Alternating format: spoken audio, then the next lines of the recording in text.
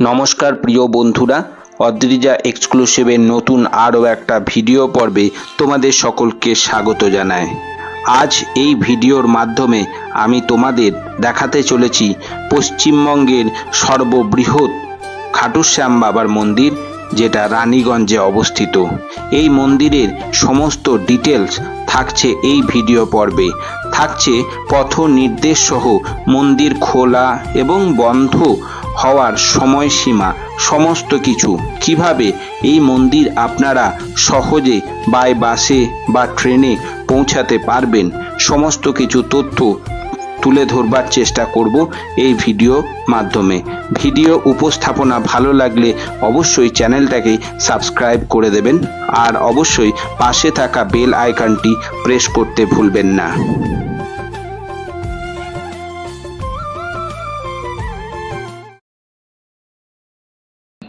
নমস্কার বন্ধুরা, অদ্রিজা এক্সক্লুসিভের নতুন আরও একটা পর্বে রানীগঞ্জের বিখ্যাত খাটুশ্যাম মন্দির থেকে সরাসরি আজ তোমাদের উদ্দেশ্যে আরও একটা নতুন ভিডিও নিয়ে চলে এসেছি।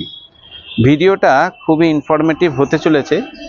তো যারা এখনো পর্যন্ত আমার চ্যানেলে নতুন আছো, অনুরোধ করব চ্যানেলটাকে অবশ্যই সাবস্ক্রাইব করে আমার পাশে থাকবে।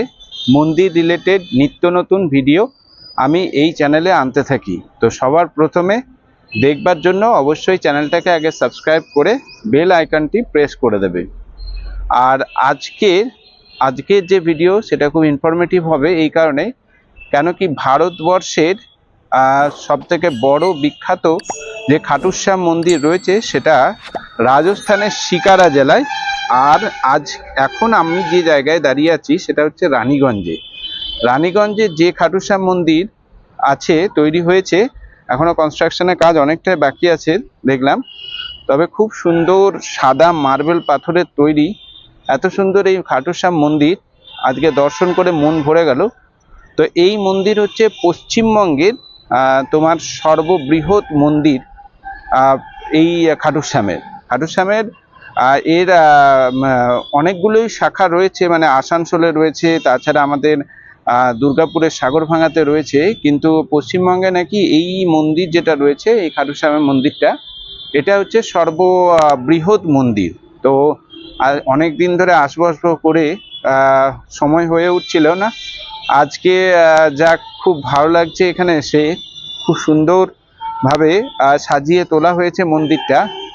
গত সম্ভবত 22শে জানুয়ারি এই মন্দিরের প্রাণ প্রতিষ্ঠা হয়, আর তারপর থেকেই অগণিত ভক্তের ঢল খাটুশ্যাম বাবার কাছে প্রতিদিনই আসছে। আর এই ভিডিওতে সমস্ত কিছু ডিটেলস আমি তোমাদেরকে জানাতে থাকবো। তো সঙ্গে থাকবে অবশ্যই, ভিডিওটা শেষ পর্যন্ত দেখার সবাইকে অনুরোধ জানালাম। ভগবান খাটুশ্যামকে কলিযুগের সবচেয়ে ক্ষমতাবান দেবতা বলে মনে করা হয়। খাটুশ্যাম ভগবানকে নিয়ে তাই তো ভক্তদের মধ্যে রয়েছে গভীর বিশ্বাস। মহাভারতের যুগের সঙ্গে সম্পর্কিত ভগবান খাটুশ্যামের প্রাচীন মন্দিরটি রাজস্থানের সিকার জেলায় অবস্থিত।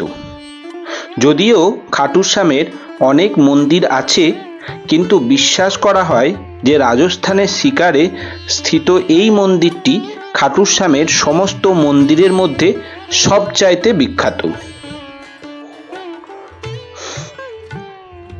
খাটুশ্যামকে কলিযুগের সবচেয়ে বিখ্যাত ঈশ্বর বলেও অনেকে বিশ্বাস করেন। খাটুশ্যামজির দর্শন পেতে তাই তো প্রতিদিন লক্ষাধিক ভক্তের সমাগম হয়। বিশ্বাস করা হয় যে ভক্তরা এখানে ভগবানের দর্শন করতে আসেন এবং নত মস্তক হয়ে ভক্তি ভরে মনে মনে যা প্রার্থনা করেন তাদের সমস্ত মনোবাঞ্ছনা পূর্ণ করেন খাটুশ্যাম। এই ভিডিওর মধ্যে আমি তোমাদেরকে দেখাবো যে কিভাবে তোমরা এই রানীগঞ্জের খাটুশ্যাম মন্দিরে আসবে, আর কোথায় নামবে, বাস স্ট্যান্ড থেকে কত দূরে পড়ছে, আর রেল স্টেশন থেকেই বা আসা যাওয়ার কি ব্যবস্থা রয়েছে, সমস্ত কিছু দেখাবো, ঘুরিয়ে দেখাবো, সমস্ত মন্দিরের ডিটেলস কাজ তোমাদেরকে দেখাবো। আর এর সাথে থাকছে এই খাটুশ্যামের যে ইতিহাস, সেই স্কন্দ পুরাণ থেকে নেওয়া যে ইতিহাস, সেই ইতিহাসের খাটু শ্যামের বিভিন্ন গল্প আমি তোমাদের সাথে ভাগ করে নেব আজকের এই ভিডিওতে। কিভাবে আসবেন এই মন্দিরে? হাওড়া থেকে যারা সরাসরি রানীগঞ্জে বাই ট্রেনে আসতে চাইছেন তারা রাঁচি শতাব্দী এক্সপ্রেস, ব্ল্যাক ডায়মন্ড এক্সপ্রেস বা আপনার Mithila express, Asansol superfast intercity express, এই ট্রেনগুলোর মাধ্যমে আপনারা রানীগঞ্জ স্টেশনে নেমে ওখান থেকে অটো বা টোটোতে চলে আসতে পারেন এই খাটু শ্যাম বাবার মন্দিরে। ভাড়া পড়বে জন প্রতি 10 টাকা করে। আর যারা বাই বাসে আসতে চাইছেন, near by bus stand, Raniganj bus stand বা আপনারা আসানসোল থেকেও সরাসরি আসতে পারেন, বাসে আপনাদের 10 থেকে 15 টাকা ভাড়া নেবে। আপনারা সরাসরি খাটু শ্যাম বাবার মন্দিরের সামনে আসতে, মানে ওখানে আপনাদেরকে নামিয়ে দেওয়া হবে। এইভাবে আপনারা পৌঁছে যেতে পারেন। যারা এই মোড় থেকে আপনারা বাসে করে এসে নামতে পারেন, অটোও পেয়ে যাবেন, অটো টোটো দুটোই আছে। এই যে বাসগুলো দেখছেন আসানসোল রানীগঞ্জে বাস, সব কিন্তু এখানটাতেই প্রধানত দাঁড়ায়। আর টোটো ভাড়াও কিন্তু 10 টাকা করে। আপনারা যারা রানীগঞ্জ স্টেশন থেকে আসবেন, টোটো ভাড়া পড়বে আপনাদের 10 টাকা করে। এই হচ্ছে প্রধান মন্দির, মন্দিরের প্রবেশ পথ, শ্যাম মন্দির রানীগঞ্জ। আপনাদের চলুন একবার সময়সীমাটা একবার দেখিয়ে দিই, যে মন্দির কখন খোলে বন্ধ হয়, সময়সীমাটা আপনাকে বলে দিই। এই দেখুন, গরমের দিনে মঙ্গল আরতি শুরু হয় সকাল 5:30 থেকে, আর শীতের দিনে সকাল 6টা। সিঙ্গার আরতি সকাল 7:30, আর শীতের দিনে একটু দেরিতে হয় 8টা থেকে। ভোগ আরতি দুপুরে 12:15-তে, আর দুপুরে শীতকালে 12:15 থেকেই হয়। সন্ধ্যা আরতিটা সন্ধ্যে 6:30-এ, শীতকালে সন্ধ্যা 6টার সময় হয়। আর শয়ন আরতি রাত্রি 9:30টায়, শীতের দিনে সকাল 9টার সময়। মন্দির 5:30 থেকে 1:30 পর্যন্ত, 1টা পর্যন্ত খোলা থাকে। আবার বিকালের দিকে 4টের সময় খোলে সকাল 10টা পর্যন্ত। আর শীতের দিনে হলে সকাল 6টা মন্দির খুলছে, দুপুর 1টা পর্যন্ত খোলা থাকে। আবার সন্ধ্যার সময় বিকাল 4টে থেকে 9:30 পর্যন্ত মন্দির খোলা থাকে। জুতো চটি রাখার জন্য স্ট্যান্ড আছে, তবু মানুষে এই বাইরে এইভাবে জুতো চটি রাখছে।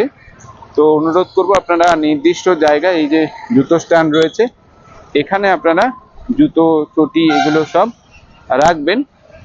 এদিকে ওদিকে ছড়িয়ে রাখবেন না। মন্দির পরিষদ পরিষ্কার পরিচ্ছন্ন রাখবেন। খুব সুন্দর আমাদের জন্য এত সুন্দর একটা শ্যাম মন্দির রানীগঞ্জের বুকে গড়ে উঠেছে।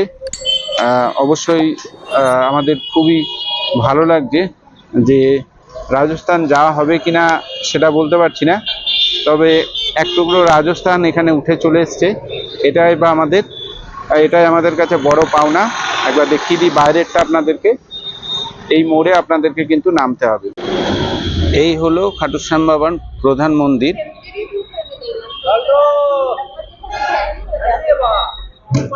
এ হচ্ছে প্রবেশ পথ, এটা দিয়ে। আর পুজো দেওয়ার জন্য এখান থেকে তোমরা মানে গোলাপ পেয়ে যাবে।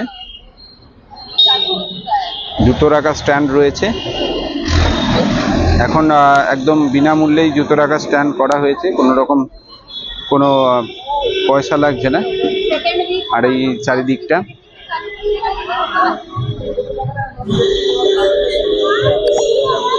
এই যে মন্দিরটা। চলুন এবারে জেনে নিই কে ছিলেন এই খাটু শ্যাম বাবা। ভীমের পুত্রের নাম ছিল ঘটোৎকচ, তার পুত্রের নাম বর্বরিক। বর্বরিক বাবাই খাটু শ্যামজি নামে পরিচিত। শ্রীকৃষ্ণ বর্বরিককে নিজের নাম প্রদান করেন ও কলিযুগে বর্বরিকের পুজো হবে বলে আশীর্বাদ দেন। এই কারণেই বর্বরিকের অপর নাম শ্যাম। স্কন্দ পুরাণ অনুসারে ভীমের পৌত্র এবং ঘটোৎকচের পুত্র ছিলেন বর্বরিক। বর্বরিক অসাধারণ এক বীর ছিলেন। জানা যায় তপস্যা দ্বারা বর্বরিক নবদুর্গার কাছে একটা শক্তিশালী অস্ত্র পান। সেই অস্ত্র ছিল 3টি তীর। আবার অগ্নিদেবের উপাসনা করে তিনি পেয়েছিলেন দিব্য ধনুক। এই 3টে তীর আর ধনুক দিয়ে তিনি শত্রুপক্ষকে নাশ করতে পারতেন, কারণ তীরগুলো শত্রুপক্ষের দিকে নিক্ষেপ করলে চোখের পলকে সেগুলো শত্রুপক্ষকে চিহ্নিত করে মৃত্যুদান করে ফের তুনিরে ফিরে আসত। তবে শর্ত ছিল একটাই, এই অস্ত্র দ্বারা তিনি শুধু দুর্বলের হয়েই লড়াই করতে পারবেন। পাণ্ডবদের পক্ষে ছিলেন বর্বরিক, তবে শ্রীকৃষ্ণ একথা জানতে পেরে খুবই চিন্তায় পড়ে যান, কারণ ওই অস্ত্রে কৌরবের সকল সেনা ধ্বংস হলেও কৃপাচার্য, ভীষ্ম, অশ্বত্থামার মৃত্যু সম্ভব ছিল না। সেক্ষেত্রে কৌরবরাও দুর্বল হয়ে পড়ত এবং বর্বরিককে পাণ্ডবদের বিরুদ্ধে অস্ত্র ধারণ করতে হতো। তাই তিনি কি করলেন না, গরিব ব্রাহ্মণের বেশ ধরে বর্বরিকের সামনে হাজির হলেন। শ্রীকৃষ্ণের মায়ায় বর্বরিক সবকিছু বুঝতে পারেন ও অস্ত্র দ্বারা নিজের মস্তক ছিন্ন করেন এবং শ্রীকৃষ্ণের চরণে দান করেন। ভগবান শ্রীকৃষ্ণ তখন বর্বরিককে আশীর্বাদ দেন, এই মস্তক সর্বদাই জীবিত থাকবে এবং কলি যুগে তোমার পুজো হবে। তোমার পুজো হলে তা আমি আমার পুজো বলেই গ্রহণ করব। কলিযুগে তুমি খাটুশ্যাম বলে পরিচিত হবে। জানা যায় গীতার বাণী শোনার সৌভাগ্য যে কয়েকজনের হয়েছিল তাদের মধ্যে বর্বরিকও ছিলেন একজন। ভগবান কৃষ্ণকে তার মস্তক দান করার কারণে খাটুশ্যামজি শীষদানি নামেও পরিচিত।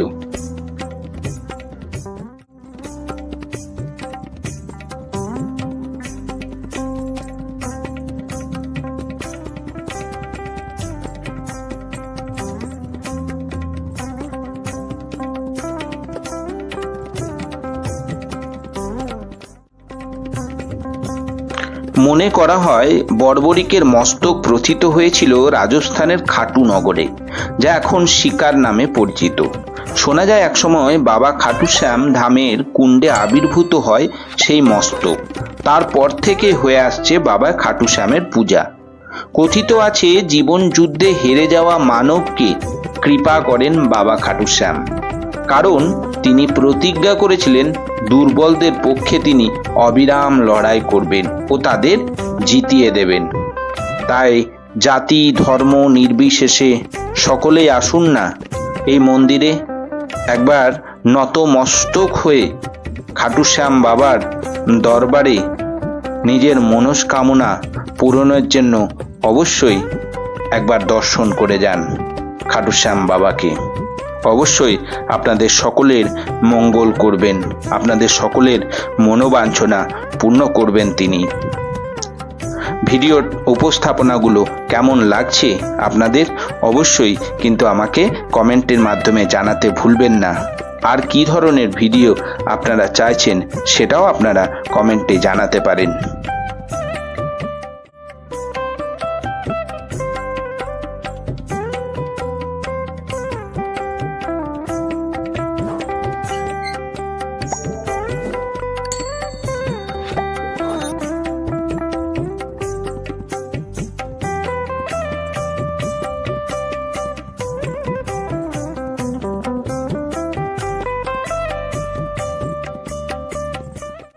ভিডিওটা শেষ পর্যন্ত দেখার জন্য আপনাদের অসংখ্য ধন্যবাদ।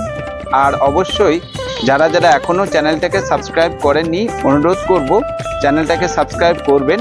আর আপনাদের যদি কোনো রকম এই মন্দির রিলেটেড কোনো কোয়ারি থেকে থাকে অবশ্যই আপনারা ভিডিওর কমেন্টে আমাকে জানাতে পারেন। আমি অবশ্যই যথাশীঘ্রই এই সমস্ত প্রশ্নের উত্তর আপনাদের দেওয়ার চেষ্টা করব।